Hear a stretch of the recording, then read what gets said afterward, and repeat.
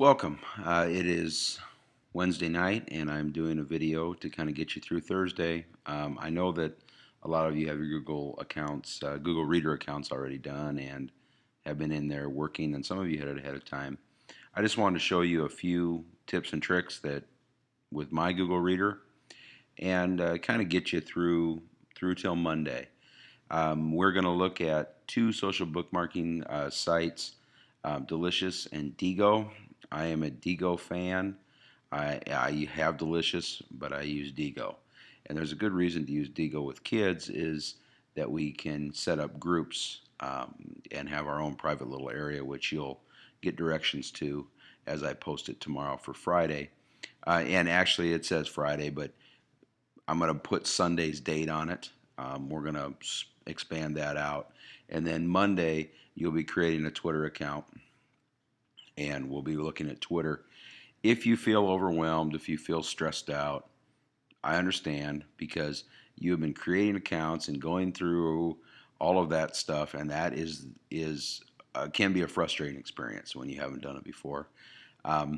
So that's where we're at.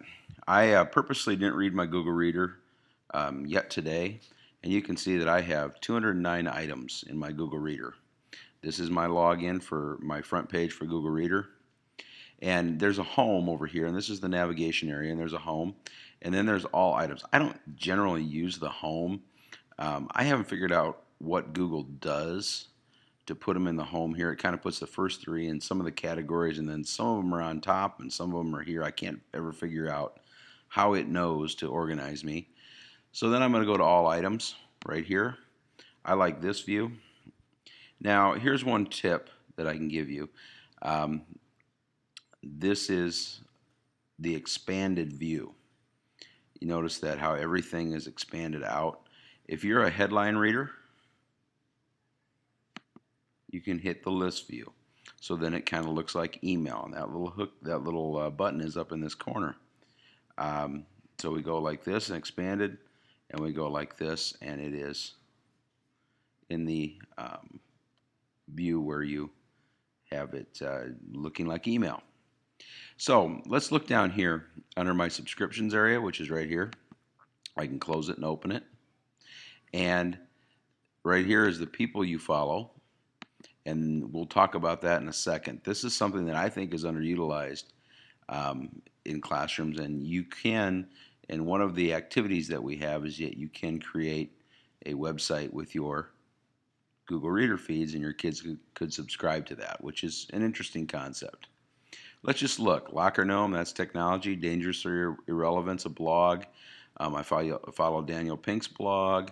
Ed Talk, eLearning, Engadget, eNews, iLearn, Iowa State, National STEM Center, research at the Heritage, social media, Technorati, Daily Pappert, Seymour Pappert. These are all the things that I follow. And I've taken all my folders off because I kind of wanted to show you one part of Google Reader for those of you that always feel like you want to organize your life. Right here under your subscriptions, there's a Manage Subscriptions button. And if you click that, you can go in here and I could start making folders, much like your Gmail. And you can, instead of having every little piece, every little subscription or every little blog listed out individually, if you have lots and lots, you can put them in a folder. But I average about 200 feeds a day. Right now, that's enough for me.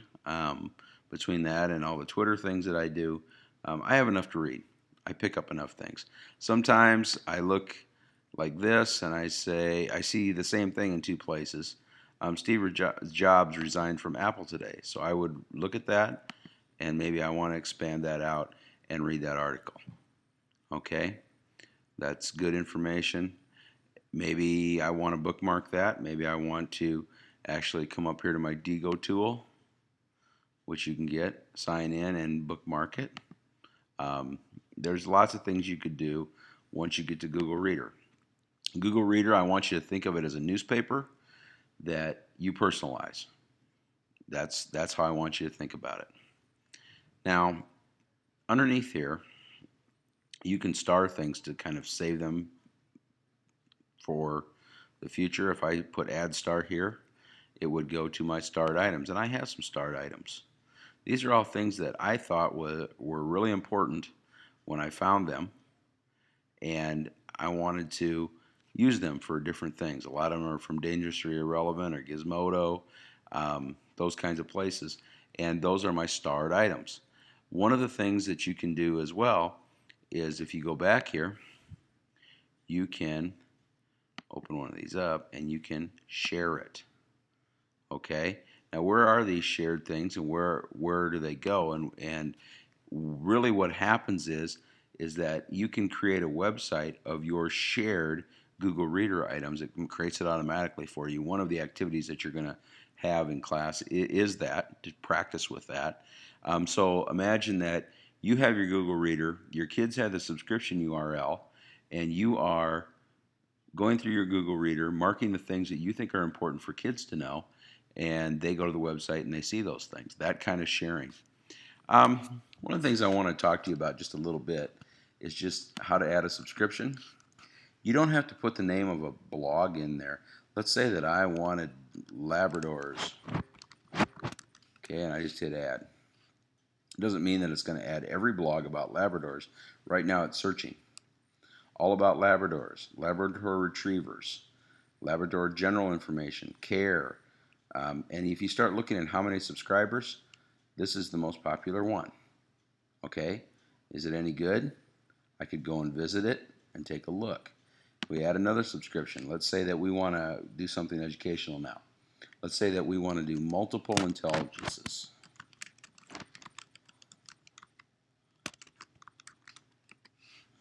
Okay, I do a search. Learning styles and multiple intelligences. Here's one. 1,174 people subscribe. Reframing the mind. 319. Here's one. Gardner's Theory of Multiple Intelligences. There is you can get a Google Reader to that blog. We've got 20,000 subscribers there. All of these things are, if we look at this one, I'm not subscribed. I could subscribe. And then it says more like this over here.